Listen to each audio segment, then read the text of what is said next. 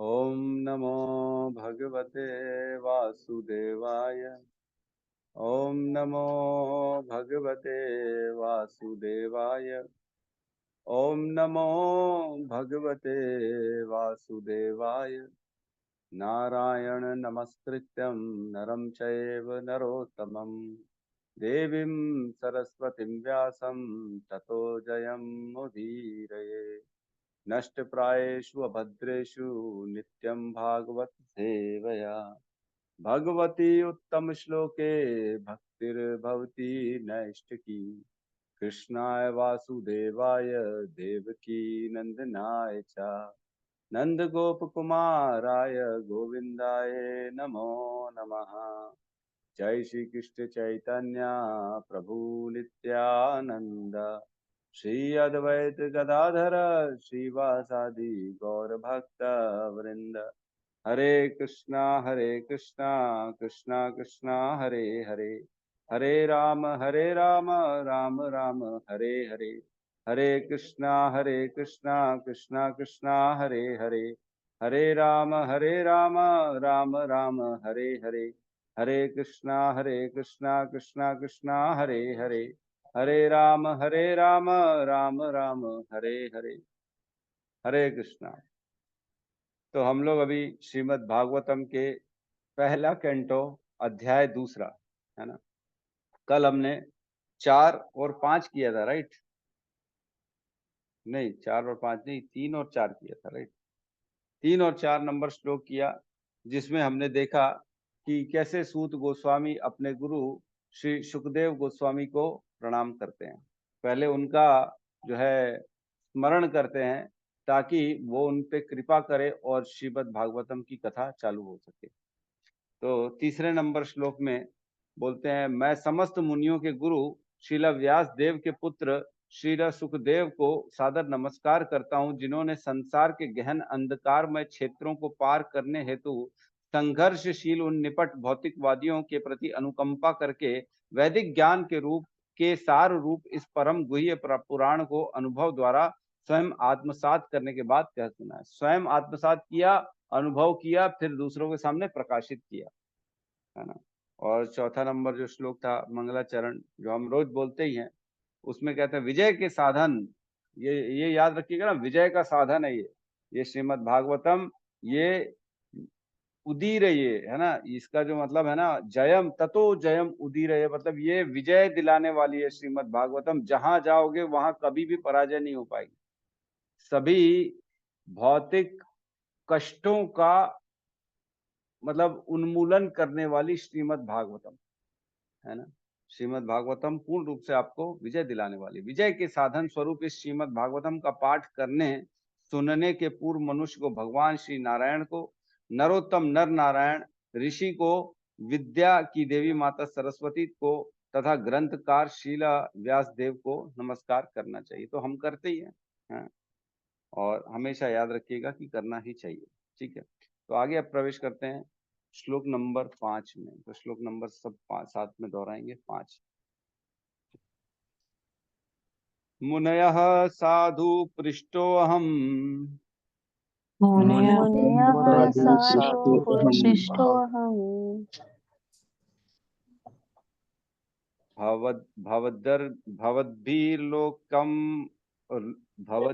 भवद्भिर्लोकं मंगलम्।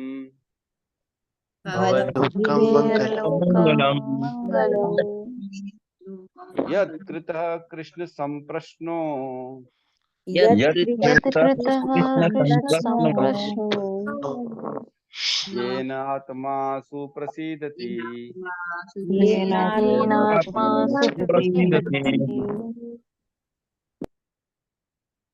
मुनयः साधु पृष्ठोऽहम् मुनयः साधु पृष्ठोऽहम् भवद्भिः लोकमङ्गलम् भवद्भिर्लोकमङ्गलम्।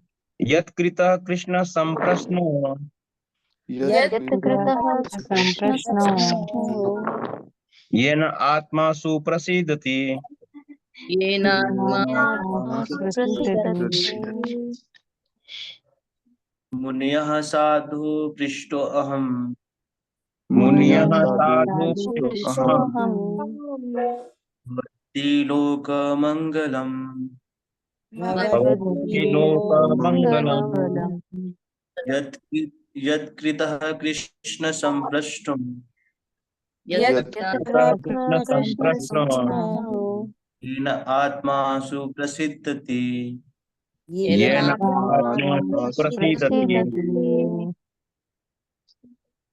तो अनुवाद।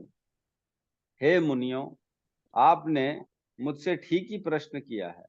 आपके प्रश्न प्रशंसनीय हैं, क्योंकि उनके संबंध भगवान श्री कृष्ण से हैं और इस प्रकार वे विश्व कल्याण के लिए हैं।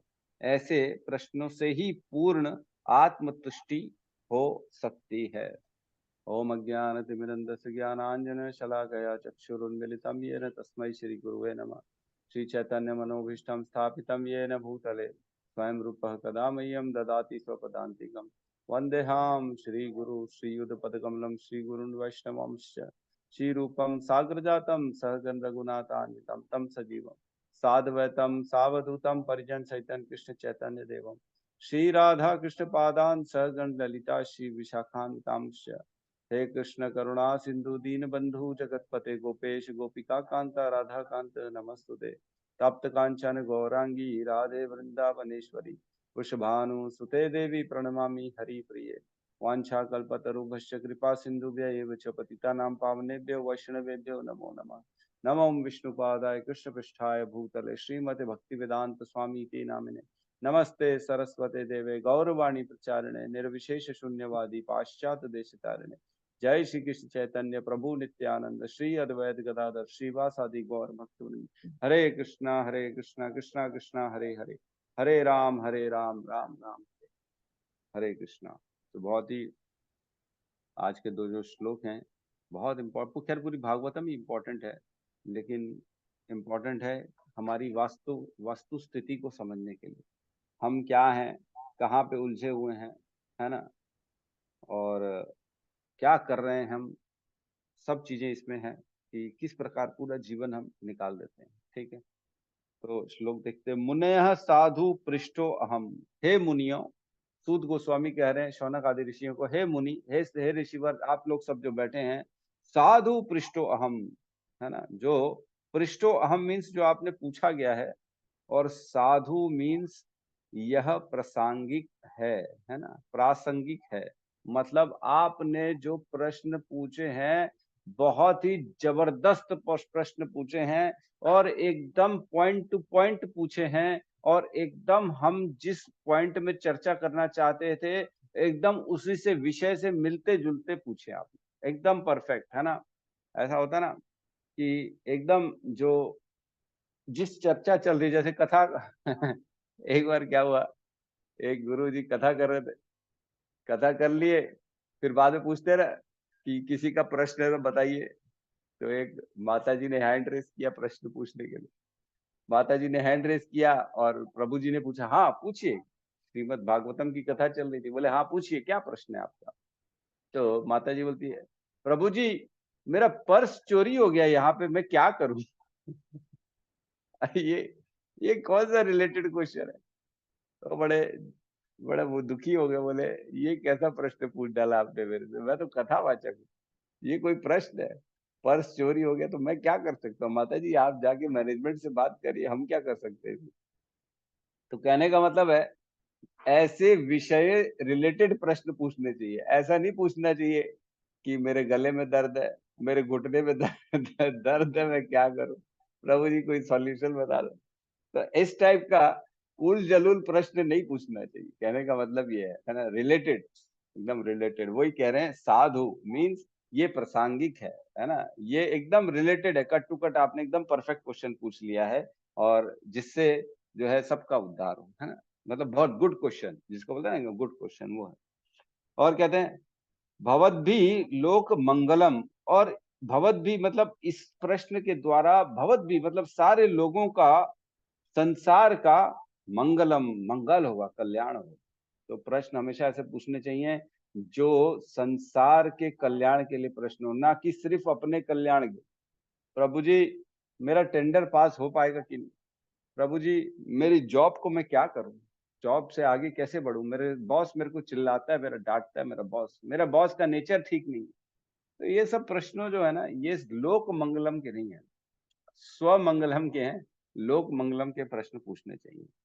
ठीक है, आगे कहते हैं यत कृतः कृष्ण संप्रश्नो, मतलब जो, क्योंकि ये जो प्रश्न आपने पूछे ये कृष्ण से संबंधित हैं, कृष्ण से रिलेटेड हैं, इसलिए लोक मंगलम है ना, इसलिए पूरे संसार का मंगल इस प्रश्नों में छुपा हुआ है ना। कह रहे हैं आगे, येन आत्मा सुप्रसीदति, जिससे संपूर्ण आत्माओं को प्रसन्नता, आत्मतुष्टि होती है, जीवात्माओं की तुष्टि होती है, ऐसा प्रश्न है। ये न आत्मा सुप्रसिद्धति, तो यही सेम जो है ना, आपको याद है 1.1.11 वो श्लोक में भी हमने पढ़ा था कि कैसे वहां पे बोलते हैं शौनक आदि ऋषि कि ऐसा कुछ बताइए जिससे सबका, ये न आत्मा सुप्रसिद्धति, प्रश्न श्लोक था, भूरिणी भूरिणी कर्माणि श्रोतव्यानि विभागशः अतः साधो अत्र यत् संसारम समुद्धृत्य मनीषया ब्रूहि भद्राय भूतानाम येन आत्मा सुप्रसिद्धति। शास्त्रों के अनेक प्रकार है, उन सब में अनेक नियमित कर्मों का उल्लेख है, जिनके विभिन्न प्रभागों का वर्षों तक अध्ययन करके ही सीखा जा सकता है। अतः हे साधु, कृपया आप इन समस्त शास्त्रों का सार चुनकर समस्त जीवों के कल्याण हेतु समझाइए, जिससे उस उपदेश से उनके हृदय पूर्ण रूपेण तुष्ट हो जाए। तो ऐसा सार बताइए शास्त्रों का जिससे आत्मा की तुष्टि हो। प्रश्न भी यही पूछा था, अब आंसर में भी वही बता रहे हैं सूत गोस्वामी की, आपने जो प्रश्न पूछा है वो सभी के लोक मंगल के लिए है और इससे आत्मा की तुष्टि हो सकती है, सभी का उद्धार करने वाला प्रश्न है। तो हम देखते हैं कि जो है पूरे संसार में हर जीव, इसका तात्पर्य हम जो है ना एक एक ये बीच वाला तात्पर्य पढ़ सकते हैं, लेकिन उसके पहले मैं बताना चाहूंगा कि भगवान इसमें कहते हैं 15.15 का रेफरेंस देते हैं। 15.15 में कहते हैं सर्वस्य चाम हृदय सन्निविष्टो मतः स्मृति ज्ञानम अपोहनम च वेदेश सर्वम अहमेव वेद्यो वेदांत कृत वेद विदेव च अहम। मैं सभी वेदों में पढ़ने लायक, वेदेश सर्वम अहम एव वेद्यो, मतलब सभी वेदों में मैं ही जानने वाला हूँ। मेरे को ही जानोगे तो सब वेदों को पढ़ लिया, सभी वेदों को पढ़ने की अलग से जरूरत नहीं है। वेदांत कृत मतलब सभी वेदों को लिखा भी मैंने है, वेद विदेव च अहम, और उसमें से जानने के लिए क्या है, मैं ही जानने वाला हूँ। जानना भी क्या है उसमें से, मेरे को ही जानना है। तो सभी वेदों में कृष्ण का नाम है नहीं वैसे आप वेद पढ़ेंगे ना, ऋग्वेद यजुर्वेद, ऐसा कृष्ण का नाम नहीं आएगा, लेकिन समझने वाली बात है, समझदार समझेगा, ना समझ घूमता रह जाएगा, ऐसा है। ठीक है, तो यहाँ कह रहे हैं कि जानना क्या है, भगवान को जानना है, तो उसके लिए इतना सब कुछ पढ़ने की क्या जरूरत है। पूरा जीवन यहाँ पे लिखा है, सेकंड पैराग्राफ थोड़ा सा अच्छा है, वो हम पढ़ते हैं ना। संपूर्ण संसार प्रश्न तथा उत्तरों से परिपूर्ण है। पूरे संसार में सिर्फ प्रश्न और उत्तर ही चल रहे हैं, हर व्यक्ति अपने से प्रश्न पूछ रहा है। सुबह उठते साथ हम प्रश्न पूछते क्या टाइम हो गया, फिर बोलते अरे मंगला आरती का कितने देर बचा है, नहाने में गर्म पानी है कि ठंडा पानी है। कोई अगर हो तो उससे पूछते, नहीं हो तो अपने आप से पूछते हैं, अपने आप से समय देखते, ओहो टाइम हो गया क्या, नहीं हुआ है, चलो थोड़ा सा एक माला कर लेते हैं, दो माला का टाइम है कि नहीं, अपने आप में कैलकुलेशन करते हैं। मैं तो हमेशा कैलकुलेशन करता हूँ, 5 साढ़े 4 बजे उठूं, 2-3 माला होनी चाहिए कम से कम सुबेरे सुबेरे। फिर उसके बाद जो है मंगला आरती की तैयारी, 5:30 बजे से प्रवेश, उसके बाद 6 बजे तक ऐसा होना चाहिए कि मंगला आरती पूरी कंप्लीट हो जाए, तत्काल फिर बैठो अपनी क्लास में। तो ये सारा कैलकुलेशन अपने अंदर चलता रहता है, हर किसी के साथ चलता रहता है। कैलकुलेशन चलता है, आधा घंटा है, 4 माला हो जाएगी, फटाफट कर लेते हैं 4 माला, 5 माला कर लेते हैं, तो मेरी 16 माला हो पाएगी कि नहीं हो पाएगी। दिन भर में फिर प्रश्न करते हैं भौतिक, है ना, हम तो भक्त है तो चलो माला की करते हैं, बाकी भौतिक में तो क्या कर रहे हैं, वही आगे बता रहे हैं इसमें। सारे पक्षी पशु तथा मनुष्य शाश्वत प्रश्न एवं उत्तर में व्यस्त हैं। बच्चा होगा कि नहीं, बच्चा पढ़ेगा कि नहीं, मार्क्स आएंगे कि नहीं, घर में खाने में क्या बना होगा, मीठा है कि खट्टा है ना, माता ने मुझे डांट दिया, पिताजी ने आज पैसे नहीं दिए, जॉब में आज मेरे को जो है डांट सुननी पड़ गई, मेरा असाइनमेंट होगा कि नहीं होगा। फिर बाहर प्रश्न पूछते हैं, ओ जी बताओ तो जी रास्ता कहाँ जाता है, हमको इनके घर जाना है, जो भी है। सारे पशु पक्षी मनुष्य शाश्वत प्रश्नों और उत्तर में व्यस्त हैं, सभी लोग। भोर होते ही सारे पक्षी अपने अपने नीड़ों में प्रश्न तथा उत्तरों में लग जाते हैं और शाम होते ही वही पक्षी वापस आकर पुनः प्रश्नोत्तर में व्यस्त हो जाते हैं। तो कौन से प्रश्न पूछते हैं? सिर्फ और सिर्फ आहार, निद्रा, भय और मैथुन, बस भोगों में लगे हुए हैं। काम, क्रोध, लोभ, मोह, मद, मात्सर्य, इसी के प्रश्न पूरे जीवन भर चलते रहते और कुछ नहीं चल। लोग पूरी तरह से माया की सेवा में लगे हुए। माया अपने में इतना उलझा देती है कि व्यक्ति को इतना बिजी कर देती पूरी लाइफ कि आप माया के बाहर सोच ही नहीं पाओगे कि मैं पैदा क्यों हुआ हूं, मुझे ये शरीर क्यों मिला है, मैं ये शरीर हूं कि क्या हूं, इस मनुष्य जीवन का उद्देश्य क्या है। ये प्रश्न पूछने चाहिए, तब जाके आध्यात्म में आगे आदमी बढ़ पाए। नहीं तो पूरा जीवन भौतिक में, संसार में प्रश्न उत्तर में आदमी व्यस्त है। मनुष्य भी जब प्रगाढ़ निद्रा में सो नहीं जाता, प्रश्नोत्तर में व्यस्त रहता है। नींद में ही आदमी प्रश्न नहीं करता, बाकी टाइम तो सिर्फ प्रश्न प्रश्न चलते रहते हैं। व्यापारी बाजारों में प्रश्नोत्तर में लगे रहते हैं और इसी प्रकार न्यायालय में वकील तथा विद्यालयों में विद्यालय एवं महाविद्यालयों में विद्यार्थी भी व्यस्त रहते हैं। सांसद में संसद में प्रश्नोत्तर में भी लगे होते हैं और राजनीतिज्ञ तथा पत्रकार भी प्रश्नोत्तर में व्यस्त दिखते हैं। यद्यपि ये लोग जीवन भर ऐसे प्रश्न तथा उत्तर करते रहते, किंतु रंच मात्र भी तुष्ट नहीं हो पाते। बहुत इंपॉर्टेंट है कि इन प्रश्नों के उत्तर से कोई भी सेटिस्फाई नहीं हो पाएगा। क्यों? क्योंकि ये सारे भौतिक हैं, ये सारे माया ने करवा के रखे हैं। माया ने बिजी कर दिया इतना कि जीव को कृष्ण के लिए टाइम ही ना मिले, है ना। चैतन्य चरितामृत में आता है, कृष्ण भूलिया जीव अनादिर बहिर्मुख, है ना, अतएव माया दे तार संसार दे। तो कृष्ण को भूल जाएगा जीव, संसार में रहेगा, माया में रहेगा, तो उसको दुख तो मिलेंगे ही माया के द्वारा। ठीक है। कहते हैं आत्मा की तुष्टि तो मात्र भगवान कृष्ण विषयक प्रश्नोत्तर से ही हो सकती है। ये इंपॉर्टेंट है इस श्लोक का। सबसे पंच लाइन यही है कि आत्मा की तुष्टि तो मात्र भगवान कृष्ण के विषयक प्रश्नोत्तर से ही हो सकती है। अगर किसी को जीवन में संतुष्टि चाहिए तो कृष्ण से रिलेटेड ही जो है प्रश्न पूछने चाहिए, है ना। ठीक है, तो हम अगले श्लोक में प्रवेश करते हैं, क्योंकि अगला श्लोक बहुत इंपॉर्टेंट है, बहुत ज्यादा इंपॉर्टेंट है, और उसमें चर्चा करेंगे और कोशिश करेंगे ये श्लोक जो है, क्या डाल दिया प्रभु जी ने चैट बॉक्स में, अच्छा ये वही है। तो श्लोक नंबर 6 इसमें, ठीक है, साथ में दोहराएंगे। स वै पुंसाम परो धर्मो,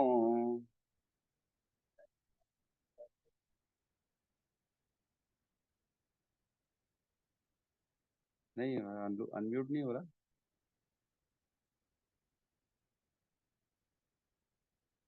अब करिए।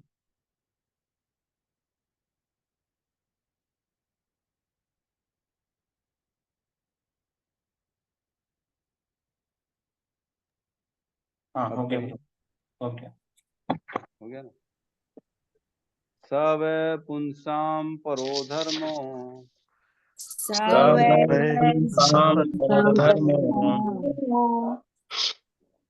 यतो भक्ति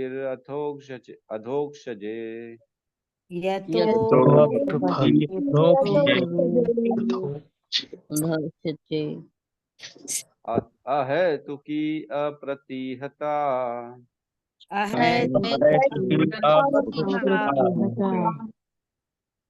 ययात्मा सुप्रसीदति प्रसीदति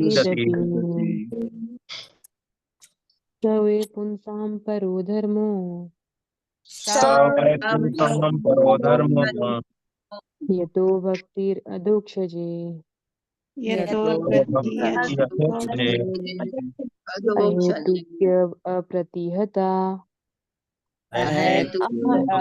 अप्रतिहता ययात्मा सुप्रसीदति ययात्मा सुप्रसीदति। और कोई बोलना चाहेगा? पढ़िए पढ़िए माता जी। आप बोलिए माता जी, आप बोलिए। अरे आप पढ़िए ना, मैं तो पढ़ती हूँ, पढ़िए। साम परो धर्मो परो धर्मो धर्मो यतो भक्ति अधोक्षजे यतो अहेतुकी अप्रतिहता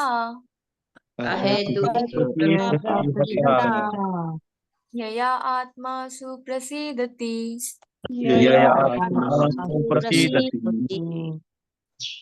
अनुवाद। संपूर्ण मानवता के लिए परम वृत्ति धर्म वही है जिसके द्वारा सभी मनुष्य श्री भगवान की दिव्य प्रेमा भक्ति प्राप्त कर सकें। ऐसी भक्ति निस्वार्थ तथा अखंड होनी चाहिए जिससे आत्मा पूर्ण रूप से तुष्ट हो सके। तो यहाँ पे धर्म की व्याख्या की गई है। अब जो है ना, यहाँ ये जो है श्लोक नंबर 6, ये प्रश्न नंबर 1 और 2 का उत्तर भी है ना। प्रश्न क्या था? पहला, ऐसी चीज बताइए जो सबके साधन, सबकी तुष्टि कर सके और आसानी हो प्राप्त करने में, राइट। पहला प्रश्न था। और दूसरा प्रश्न क्या था कि सभी वेदों का सार बताइए। ठीक है, तो वेदों का सार भी हमने देखा कि भगवान की भक्ति ही है। सभी वेदों का सार है भगवान कृष्ण, है ना। सर्व वेदेश्च सर्वम अहम एव वेद्यो। और परम श्रेय क्या है मानव जाति के लिए? जो है वो यही है कि वो परो धर्म करे। परम धर्म क्या है? ये इस श्लोक से वर्णन आता है। इस श्लोक में आंसर है परम धर्म का। तो यहाँ कह रहे स वै पुंसाम परो धर्मो। स मीन्स वह, निश्चय ही, पुंसाम मीन्स मनुष्यों के लिए, सभी के लिए, किसी एक पर्टिकुलर के लिए नहीं है, हर किसी के लिए। चाहे बच्चा हो, चाहे बूढ़ा हो, चाहे शूद्र हो, चाहे ब्रह्मचारी हो, चाहे वानप्रस्थी हो, कोई भी क्यों ना हो, किसी भी वर्ण में, किसी भी आश्रम में क्यों ना हो, उसके लिए यही उत्तम है, सभी के लिए। तो हमने एक श्लोक आता है 9.32 में, उसमें कहते हैं भगवान, माम ही पार्थ व्यपाश्रित्य ये अपि स्युः पाप योनयः स्त्रियो वैश्यस्य तथा शूद्रस्ते अपि यान्ति पराम गति। मीन्स, हे पार्थ, जो लोग मेरी शरण ग्रहण करते हैं वे भले ही निम्न जन्म स्त्री, वैश्य तथा शूद्र क्यों न हो, वे परम धाम को प्राप्त करते हैं। तो भगवान की भक्ति में कोई भेदभाव नहीं, सभी को समान रूप से जो शरणागति करेगा भगवान उसको अपनी भक्ति प्रदान कर देते हैं और उसका उद्धार कर देते हैं, उसका अपना धर्म, अपना धाम दे देते हैं। हमने बहुत सारे एग्जाम्पल देखे ऐसे, जो है ना, शबरी जो थी वो शबर जाति की थी, और वो बड़ी जो है नीचे जाति होती, जिसमें सुअर मारते हैं, कुत्तों का जो है ना, सब मांस गंदा गंदा खाते हैं, यही काम है उनका, शबर जाति उनका। हम देखते हैं मृगारी जो नारद जी ने जिस पे कृपा करी थी, वो भी वध करता था पशुओं का, और उनका मांस खाल बेच के ही जो है वो खाया करता था, अपना घर चलाया करता था। तो इस प्रकार भगवान की भक्ति सब पे समान रूप से अधिकार है, सब पे, है ना। तो ये प्रभु जी ने एक श्लोक डाल दिया है चैट बॉक्स में। किरात हूर्ण, क्या लिखा है? किरात हूर्ण आंध्र पुलिंद पुलकश आभिर शुंभ यवन खस जाति के लोग तथा पाप कर्मों में लिप्त अन्य लोग भी भगवान के भक्तों की शरण में आकर पवित्र हो सकते, क्योंकि वे ही परम शक्ति हैं और मैं उन्हें सादर प्रणाम करता हूँ। बिल्कुल सही प्रभु जी ने 2:4-18 बहुत सही प्रभु जी ने मेंशन कर दिए यहाँ पर। तो इस प्रकार भगवान की भक्ति कोई भी कर सकता है, किसी पे भी किसी भी प्रकार का लिमिटेशंस नहीं है ना।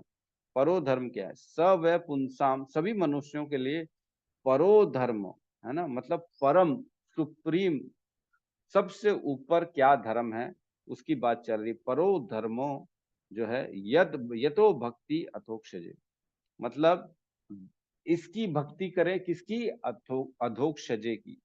अधोक्षजे क्या होता है? तो अधोक्षजे वो है जिसको हम अपनी इंद्रियों के द्वारा नहीं समझे जा सकते, जिसको हम अपनी इंद्रियों के द्वारा नहीं देख सकते, नहीं सुन सकते, नहीं समझ में आ सकता है। मतलब इंद्रियों के जो परे है उसको अधोक्षज कहा जाता है ना। आंखों से भगवान को नहीं देख सकते, कानों से भगवान को नहीं सुन सकते, है ना। ये वाली स्थूल इंद्रियों से तो बिल्कुल भी नहीं, है ना। तो ये जो स्थूल इंद्रियों के परे है उनको कहा जाता है अधोक्षज। मतलब यहाँ पे कृष्ण की बात चल रही है, क्योंकि सुखदेव गोस्वामी ने उन्हीं की कथा करी। और क्या कह रहे हैं? अहेतुकी अप्रतिहता। अहेतुकी मीन्स जिसमें हेतु नहीं हो, जिसमें कुछ प्राप्त करने की लालसा ना हो, अपने कल्याण के बारे में जो ना सोचे, अहेतुकी। मतलब एक श्लोक आता है ना हमारे शिक्षा अष्टकम में, न धनम न जनम न सुंदरिम कविताम व जगदीश कामये मम जन्मनि जन्मनीश्वरे भवताद भक्तिर अहेतुकी त्वयि, है ना। हे भगवान, मैं धन, अनुयायी, स्त्रियों या कविता का इच्छा न रखूं। हे प्रभु, मुझे जन्म जन्मांतर में आपसे ही अकारण प्रेम है। अकारण, कोई कारण नहीं होना चाहिए भगवान से प्रेम का।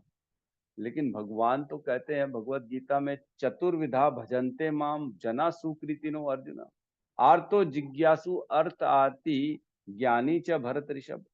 तो उसमें तो भगवान की भक्ति करने के लिए आते हैं ना 4 प्रकार के लोग, जो आर्तो तकलीफ में है ना, जिज्ञासु जो कंफ्यूज हैं, अर्थ आर्ती जो प्रॉपर्टी चाहते हैं, पैसा चाहते हैं, और ज्ञानी जिसको मालूम है भगवान कौन है। ये 4 लोग भगवान की भक्ति करते हैं।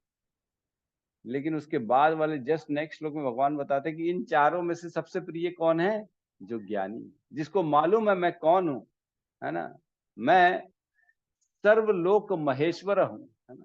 भगवान कहते हैं ना सर्वलोक महेश्वर है। बहुनाम जन्मनाम अंते ज्ञानवान माम प्रपद्यते वासुदेवम सर्वम इति स महात्मा सुदुर्लभ। ऐसा ज्ञान जो होता है ना, भगवान सब कुछ है, ये बहुत बहुत जन्मों के बाद मिलता है। तो जिनको ये ज्ञान हो जाता है कि कृष्ण ही वासुदेवम सर्वम इति, ऐसा व्यक्ति जो ज्ञानी है, जो भगवान की पूजा कर रहा है, वो भगवान को बड़ा प्रिय है ना। तो 4 प्रकार के लोग आते हैं। वो लोग आते हैं अपनी हेतु से भी, लोग आते हैं, ऐसा नहीं कि नहीं आते। आप क्या सोचते हैं? हम भी, कई लोग हमारे साथ जुड़ते हैं, हम तो लोगों को शुरुआत में जोड़ने के लिए बोल ही देते, तुमको क्या चाहिए? तुमको नौकरी चाहिए, तुमको ये चाहिए, वो चाहिए, जो भी है तुम कृष्ण से मांगो, ये माला करो, इससे मांगो, इससे तुम्हारी सारी इच्छाएं अभिलाषाएं पूर्ण हो जाएंगी। लेकिन भगवान से जो जो भक्ति करता है, जो पहले हेतु वाली होती है ना, धीरे धीरे भगवान उसको ज्ञान देते हैं और वो शुद्ध प्रेमा भक्ति में प्रवेश करता है, तब वो उसकी भक्ति अहेतु की हो जाती। फिर अब हेतु नहीं। जैसे ध्रुव महाराज, हमने जाना ध्रुव महाराज ने पहले अभिलाषा से भगवान की भक्ति करी कि मेरे को मेरे पिताजी से भी बड़ा राज्य मिले। लेकिन जब भक्ति करी करी करी, जब ज्ञान हो गया भगवान का, तब उन्होंने बोला, ओहो, मैं तो कांच के टुकड़े मांग रहा था, मेरे पास तो कृष्ण विष्णु जो है वो डायमंड है, मैं उनके अलावा मुझे कुछ भी नहीं चाहिए। भगवान से फिर कुछ नहीं मांगा उन्होंने। तो एक और श्लोक आता है जिसमें कहते हैं, श्लोक है ना जिसमें कहते हैं मैं भूल रहा हूँ,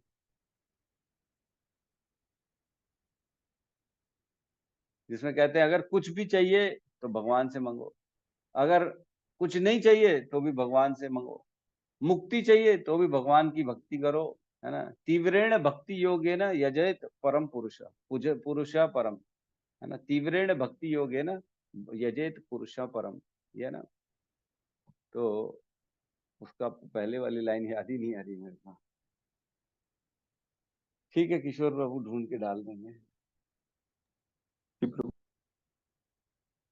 अकामा सर्व कामा मोक्ष कामा उदारती, हाँ ये है। अकामा सर्व कामा मोक्ष कामा उदारती तीव्रेण भक्ति योगे न यजेत पुरुषा परम। मतलब जिसकी अकामा कोई कामना नहीं है, जिसकी सर्व कामा है, मेरे को राज्य चाहिए, मुझे पैसा चाहिए, मुझे धन चाहिए, पत्नी चाहिए, शरीर चाहिए, सुंदर चाहिए, गोरा त्वचा चाहिए, जो भी चाहिए उसको भी यही करना चाहिए। और अकामा सर्व कामा मोक्ष कामा, मोक्ष चाहिए तो भी भगवान की भक्ति करनी चाहिए। तीनों स्थिति में भगवान, क्यों? क्योंकि कृष्ण की भक्ति से भगवान ज्ञान प्रदान करते हैं।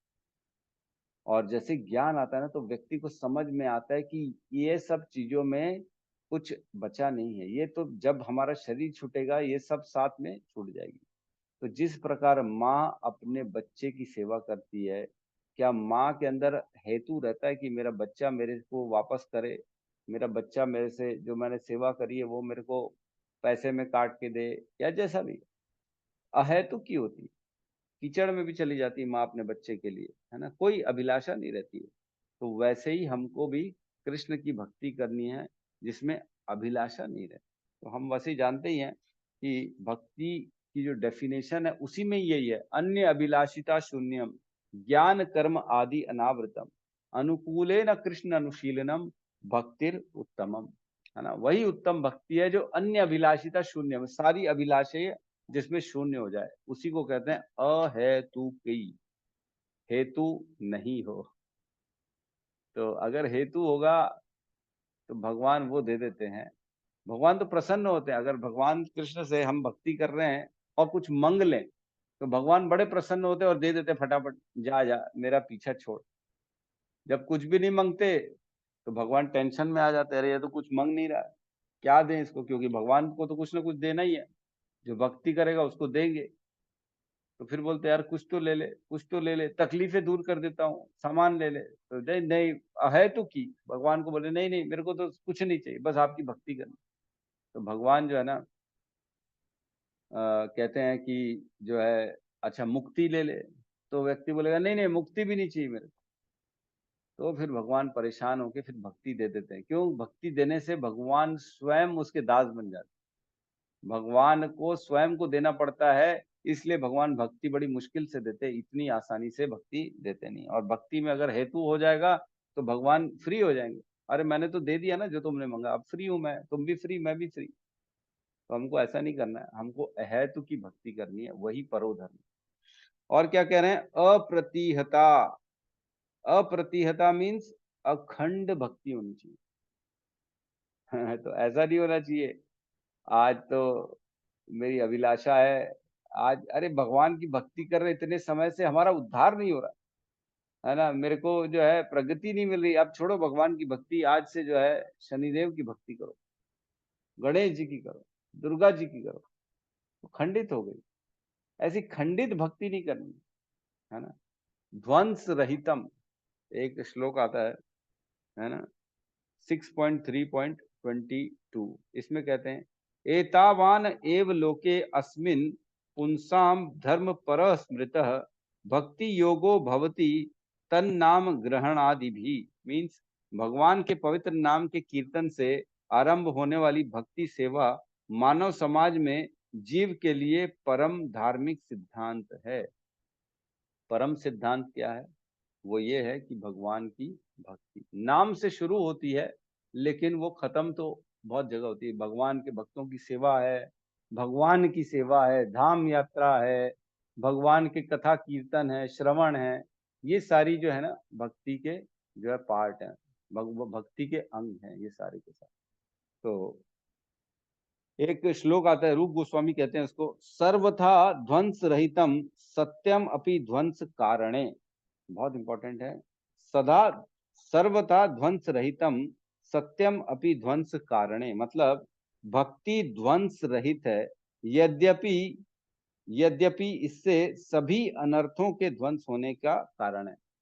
मतलब भक्ति खुद कभी भी ध्वंस नहीं होती, बल्कि भक्ति से अनर्थ सारे ध्वंस हो जाते हैं। तो समझना चाहिए हमको, ध्वंस रहितम, बिल्कुल ध्वंस जो है ना, मतलब टूटना नहीं है। भक्ति कभी भी टूटती नहीं है, ऐसी भक्ति होती है। तो क्या हम ऐसी भक्ति करते हैं जो टूटे ना कभी भी? ऐसी भक्ति करते हैं हम? क्या हमारे अंदर वो भावनाएं हैं कि हम भक्ति करें और कभी ना टूटे? तो एक ना श्लोक आता है जिसमें प्रेम की डेफिनेशन बताई गई है ना। प्रेम क्या है, मैं वो लिखा था कहीं। हम्म। हाँ, यही वाला है। सर्वथा ध्वंस रहितम सत्यम अपि ध्वंस कारणे यद भाव बंधनम युनो स प्रेम परिकीर्तितः। ये पूरा श्लोक ऐसा है, जब एक युवक और एक युवती के बीच में स्नेहपूर्ण बंधन कभी नष्ट नहीं हो सकता, भले ही उस रिश्ते के नष्ट होने के हर कारण मौजूद हो, तो उनके बीच का लगाव शुद्ध प्रेम कहा जाता है। तो हमको भगवान से शुद्ध प्रेम करना है, ध्वंस रहितम, जो भले कारण क्यों ना हो टूटने के, लेकिन तो भी ना टूटे। इसको कहते हैं शुद्ध भक्ति, प्रेमा भक्ति। तो हम इस श्लोक में जो परो धर्म की बात कर रहे हैं, शुद्ध भक्ति तो तब आएगी जब हम पहले साधना भक्ति करेंगे। तो साधना भक्ति क्या होती है? जिसमें साधन का प्रयोग करके उद्देश्य होता है प्रेमा भक्ति प्राप्त करने का। मतलब हम कोशिश कर रहे हैं, जो प्रयास कर रहे हैं जिससे हमको भगवान की शुद्ध भक्ति प्राप्त हो, है ना। तो अभी एट प्रेजेंट की स्थिति में हम हम मिक्स हैं। हमारे अंदर ऐसा नहीं कि हेतु है नहीं, हेतु हैं, अभी भी बहुत सारे हैं, लेकिन हमारा उद्देश्य तो कम से कम प्रेमा भक्ति है ना। हमने ये दिमाग में बिठा तो लिया है कि एक दिन ऐसे आएगा जब मैं कोई हेतु नहीं रखूंगा और भगवान मेरे हृदय से सारी इच्छाओं को दूर कर दो। भगवान मेरे को और कुछ नहीं चाहिए, मेरे को सिर्फ आपके चरणों में मेरी प्रीति प्रीति चाहिए। कम से कम ये डिजायर तो रखनी चाहिए। ऐसी डिजायर नहीं रखनी चाहिए कि प्रभु मेरे को ये भी दे दो, प्रभु मेरे को वो भी दे दो। नहीं नहीं, मांगना नहीं है कुछ भी, भगवान से यही मांगना है कि मेरे को आपकी शुद्ध प्रेमा भक्ति प्रदान कर। तो इस श्लोक में दो प्रकार के जो है ना मार्ग बताए गए हैं। पहला श्लोक पढ़ रहा हूँ, तात्पर्य पढ़ रहा हूँ, उसमें लिखा है, वेदों में मनुष्य के लिए दो प्रकार की वृत्तियां बताई गई है। तो जीवन जीने के लिए दो प्रकार के मार्ग बताए गए हैं। एक होता है प्रवृत्ति मार्ग और एक होता है निवृत्ति मार्ग। तो प्रवृत्ति मार्ग जो होता है ना, वो इंद्रिय भोग का मार्ग कहलाता है। और दूसरा जो निवृत्ति मार्ग होता है ना, वो जो है, वो निवृत्ति मीन्स आप त्यागी बनते हो। उसमें आप चीजों को भोग की इच्छा नहीं रखते हो, आप उद्धार की इच्छा रखते हो। ये होता है निवृत्ति मार्ग। और भोग, जो भोग का मार्ग जो है वो निकृष्ट है, और परम कारण के हेतु निवृत्ति का मार्ग श्रेष्ठ है ना। जीव भौतिक जीवन एक प्रकार से वास्तविक जीवन का रुग्ण अवस्था है। तो रुग्ण अवस्था मतलब बीमारी की अवस्था है भौतिक जीवन हमारा। हम देखते पूरा जीवन भर कुछ ना कुछ तकलीफ है ही है हर किसी को। कोई ऐसा व्यक्ति नहीं है जिसमें तकलीफ ना हो, पूरे जीवन भर तकलीफ है, रुग्ण मतलब बीमार है वो। लेकिन एक दिन जब हम भगवान के धाम जाएंगे तो वहां कोई बीमारी नहीं है। वैकुंठा मीन्स वहां कोई कुंठा नहीं है, वहां कोई प्रॉब्लम नहीं है, वहां कोई भी तकलीफ दुख नहीं है। वहां पे सिर्फ आनंद ही आनंद है, सत चित आनंद है वहां। तो आगे कहते हैं, भौतिक जीवन नाश्वर, नश्वर, मोहमय तथा कष्टमय है। इसमें सुख तो है ही नहीं, यहाँ केवल कष्टों से छुटकारा पाने की व्यर्थ प्रयास मात्र है, और कष्टों का क्षणिक नाश मिथ्या सुख कहलाता है। बहुत सुंदर डेफिनेशन है। सुख क्या है इस संसार में? इस संसार में सुख ये है कि थोड़ी देर के लिए कष्ट ना मिले, वो सुख है। एक अच्छा एग्जांपल देते हैं।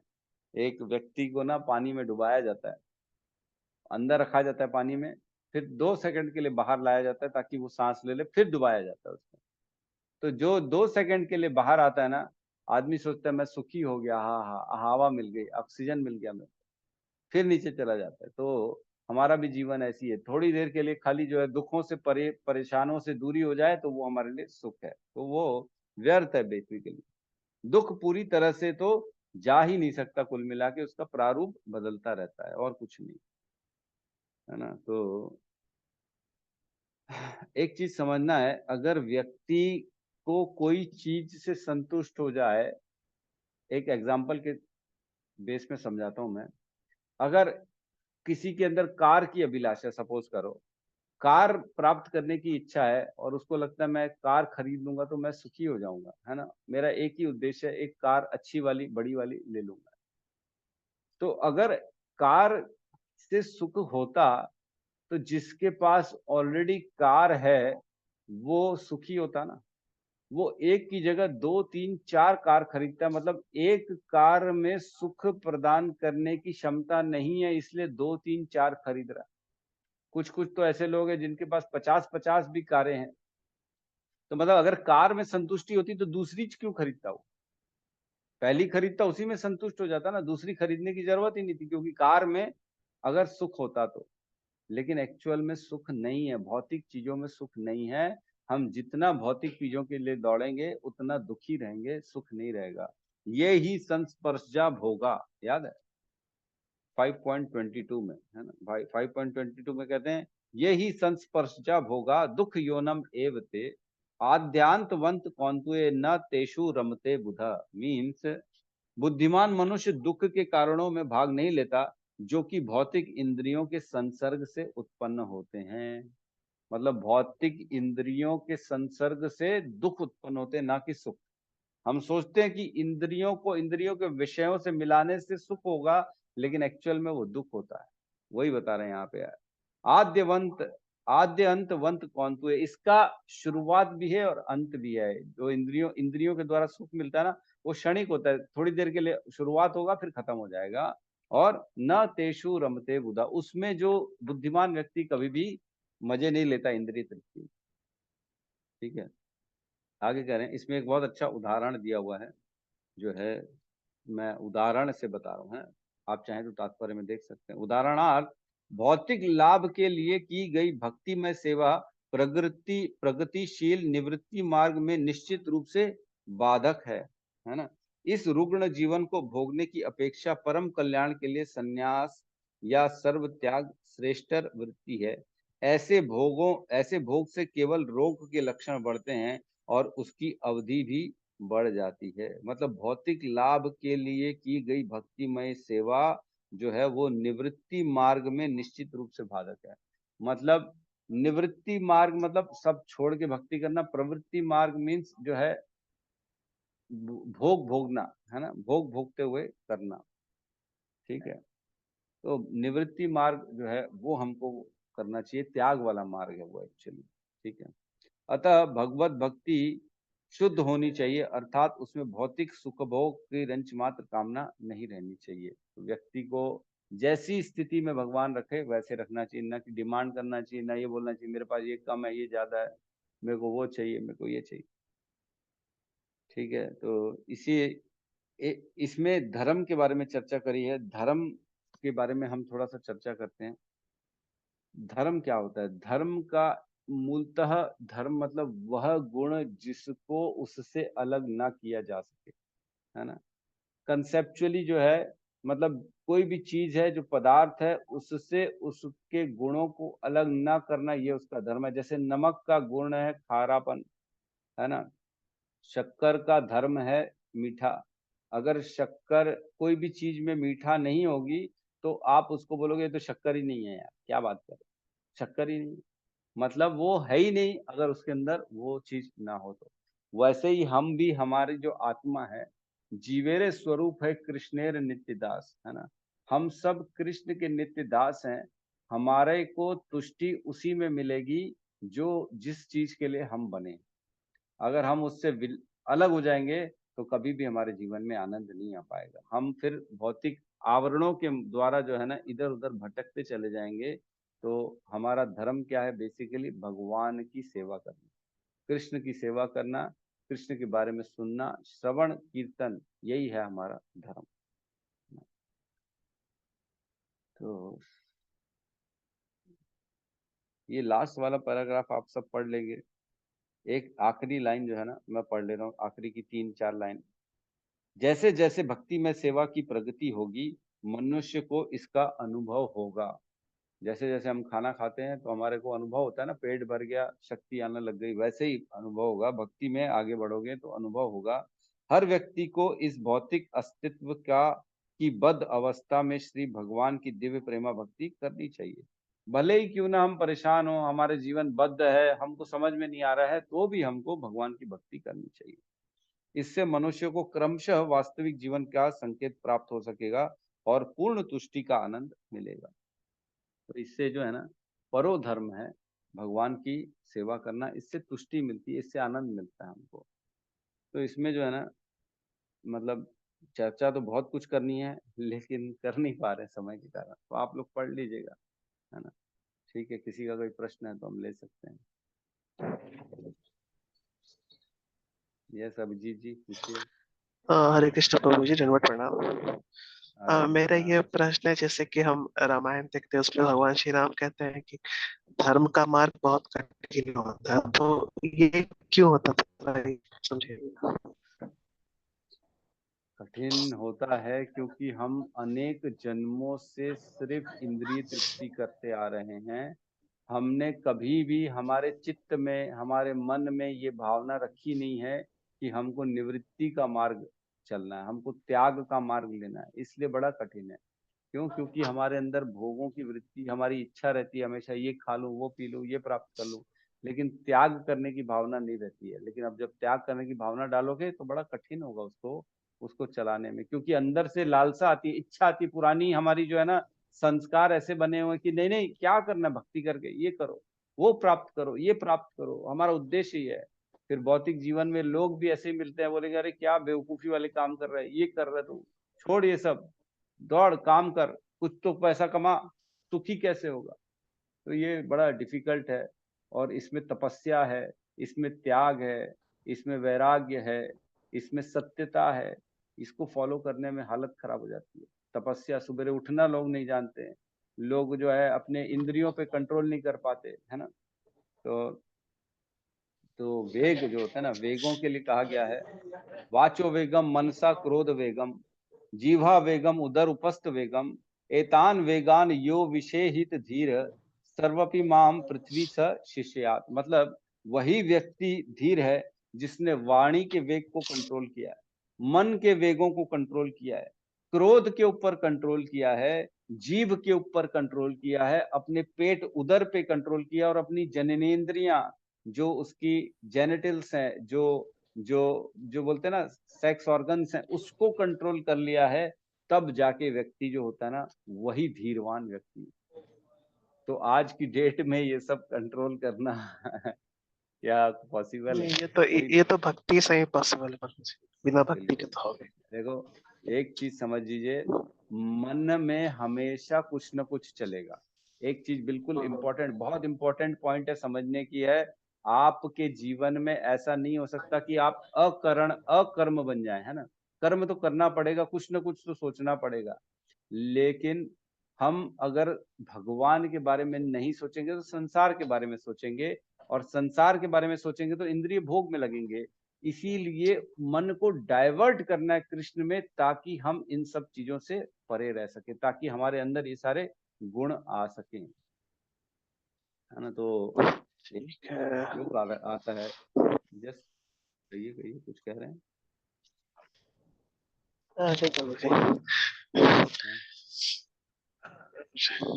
ठीक है, हरे कृष्ण प्रभु जी, दंडवत प्रणाम। हरे कृष्णा। देखिए, आज की डेट में सिर्फ ब्रह्मचर्य का पालन अगर किसी को करने बोलो तो उसकी हालत खराब हो जाती है कि नहीं। तो बाकी तो वेग, जीवा का वेग, इंद्रियों का वेग इतना खतरनाक है कि व्यक्ति को जीने नहीं देगा, वो खींचता ही रहेगा। इसलिए अपने आप को भगवान की ओर डाइवर्ट करना है, क्योंकि इंद्रियां कहीं ना कहीं तो लगेंगी। इंद्रियां बगैर लगे ऐसा हो नहीं सकता कि इंद्रियां लगे ही नहीं, कहीं ना कहीं लगेंगी। तो हमको उसको कृष्ण में लगाना है ताकि हमारा उद्धार हो। ठीक है, तो ठीक है प्रभु जी। जी हरे कृष्णा। यस रघुनाथ दास जी कहिए। दंडवत प्रणाम। प्रभु जी, ये वृत्ति शब्द को, प्रभु जी जैसे वृत्ति को धर्म कहा गया है, इसके बारे में जाना था कि हमने जानबूझकर धर्म को वृत्ति कहा है, क्योंकि धर्म शब्द का मूल अर्थ है जिसे किसी किसी का अस्तित्व है। इसका क्या मतलब है? कहाँ पढ़ रहे हैं आप इसको? ये इसी के तात्पर्य में दिया हुआ है अपना। अच्छा, हमने जानबूझकर को धर्म को वृत्ति कहा है क्योंकि धर्म शब्द का मूल अर्थ है जिससे किसी का अस्तित्व हो। तो देखो, वृत्ति मैंने अभी समझाया, जैसे वृत्ति होती है ना, अरे इसकी वृत्ति अच्छी नहीं है, ये हमेशा गुस्सा करता है, ये इसकी वृत्ति ऐसी है कि ये जो है ना मिठाई खाता रहता है, इसकी वृत्ति मतलब एक नेचर, जो उसके नेचर की बात चली, वृत्ति मीन्स नेचर जो है ना। तो किसी भी चीज का नेचर जो होता है ना, वो यहाँ पे धर्म कहा जा रहा है ना। तो हमने जैसे मैंने बताया, नमक का नेचर है जो उससे अलग न किया जा सके, परमानेंट नेचर। एक होता है टेम्पररी और एक होता है परमानेंट। एक परमानेंट नेचर ये है कि हम कृष्ण के दास हैं, लेकिन टेम्पररी हमने अपने आप को यहाँ के क्या बना लिया है, प्रेम करने वाला, क्रोधी, है ना, ऐसा स्वभाव वाला, खाने वाला, बोलने वाला, ये सब हमने बना के रखा है। लेकिन ये एक्चुअल में धर्म नहीं है, जिसको हम धर्म सोचते हैं वो धर्म नहीं है। एक्चुअल धर्म तो ये है कि हमको कृष्ण की सेवा में लगना है ना। तो जो संसार में देखते हैं हम, अपने संसार के कैलकुलेशन के हिसाब से अपनी वृत्तियां सोचते हैं, वो एक्चुअल में हमारी वृत्ति नहीं है। एक्चुअल में वृत्ति तो परो धर्म है, वो है कृष्ण की सेवा। ठीक है प्रभु जी? जी जी प्रभु जी, हरे कृष्ण प्रभु जी, धन्यवाद प्रभु जी। हरे हरे कृष्णा। तो आज ललिता माता जी का बर्थडे है, तो हम सब मिलके ललिता माता जी को विश करते हैं। और माता जी बहुत बहुत ही जो है ना, मतलब एकदम डाउन टू अर्थ, माता जी का भाव बड़ा शुद्ध है, बहुत ही सेवा का भाव है माता जी का। मैंने तो जब जब देखा, जो जो हमने काम, जो जो सेवाएं मिली, माता जी हमेशा उसको पूर्ण रूप से अच्छे से करती हैं। चाहे घर की हो, चाहे अपने देश की हो, भगवान की हो, चाहे पर्सनल हो, जैसा भी हो, माता जी बहुत शुद्ध विचारों वाली और सेवा भावना वाली है। तो माता जी कृपा करें, और हमसे अगर कोई भी किसी भी प्रकार का कोई गलती हुई हो तो आज बर्थडे के दिन सबको क्षमा करें। वैष्णव का काम है सबको क्षमा करना। और आपको भगवान जो है श्री राधा गोपीनाथ हमेशा अपने चरण में, अपनी सेवा में लगाए रखे, यही कामना करते हैं हम। और आपकी भक्ति में उन्नति हो, आपको शुद्ध भक्ति मिलती रहे, और आपको बड़े बड़े वैष्णवों का संग मिलता रहे, और आप पे हमेशा कृपा बरसती रहे भगवान की, यही कामना करते हैं आपके जन्मदिन पे। बहुत बहुत शुभकामनाएं। हरे यस कृष्णा और प्रभु भी। जी, दंडवत प्रणाम। हरे कृष्ण। थैंक यू प्रभु जी। तो सभी भक्तों से निवेदन है कि वो भी अनम्यूट करके माता जी को जो है बधाई दे सकते हैं, शुभकामनाएं दे सकते हैं, आशीर्वाद दे सकते हैं। जो सीनियर भक्त है वो आशीर्वाद दें, जो साथ वाले हैं वो बधाई दें, और जो जूनियर है वो प्रार्थना करें कि हमको जो है, हमसे जो गलती हो या किसी भी प्रकार की त्रुटि हो तो माफ करें। हरे कृष्णा माता जी, ललिता माता जी, आपको कृष्ण भावना भावित जन्मदिन की बहुत बहुत शुभकामनाएं। और आप इसी तरह भक्ति में लगे रहें और दिनों दिन प्रगति करते रहें, और इसी तरह सभी वैष्णव का साथ, हम सबका साथ बना रहे। बहुत बहुत आशीर्वाद। थैंक यू माता जी। हरे कृष्ण माता जी, जन्मदिन की आपको बहुत बहुत बधाई हो। आपकी दिनों दिन भक्ति बढ़ते रहे, गुरु का अपने को साथ मिल रहा है, इससे और ज्यादा हमारी भक्ति जो बढ़ रही है, ऐसी आपकी उन्नति हो, यही भगवान से प्रार्थना है। हरे कृष्णा माता जी। हरे कृष्णा माता जी, थैंक यू माता जी, दंडवत प्रणाम। आशीर्वाद माता जी। ठीक है। तो माता जी, आप अगर समय हो तो आज शाम को बेस में आए, वहाँ अच्छे से आपका बर्थडे का सेलिब्रेशन की जो सेरेमनी है वो वहाँ पे करेंगे, अगर आपके पास समय हो तो। जी बाकी प्रभु। सब भी जो है अपने अपने लेवल पे अपने व्हाट्सएप में मैसेज में जो है माता जी को विश कर सकते हैं। तो हम यहाँ पे क्लास को क्लोज करते हैं। सभी माता जी भक्तों से जरा चेहरा निवेदन। दिखाइए आपका थोड़ा, कौन सी माता जी, मैं जानना चाहती हूँ। हरे कृष्णा माता जी। हरे कृष्णा माता जी, आशीर्वाद माता जी, बहुत बहुत तो आशीर्वाद। आपको तो पूरा टाइम आज वीडियो ऑन करके बैठना था, आप क्लोज करके बैठे हो। अच्छा है, ठीक बात है। खुशी लगी, बहुत अच्छा है। ठीक है, तो सब मिलके हरे कृष्ण महामंत्र का जाप कर लेते हैं।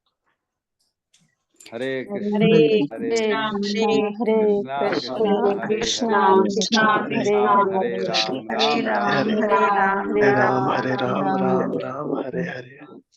सभी सभी भक्त भक्त वृंद वृंद की की जय। जय। जगत गुरु जगत श्रील गुरु श्रील प्रभुपाद की प्रभुपाद की जय। जय। जय गौर हरि प्रेमानंद। हरि हरि बोल। हरि बोल। हरि हरि। हरि हरि।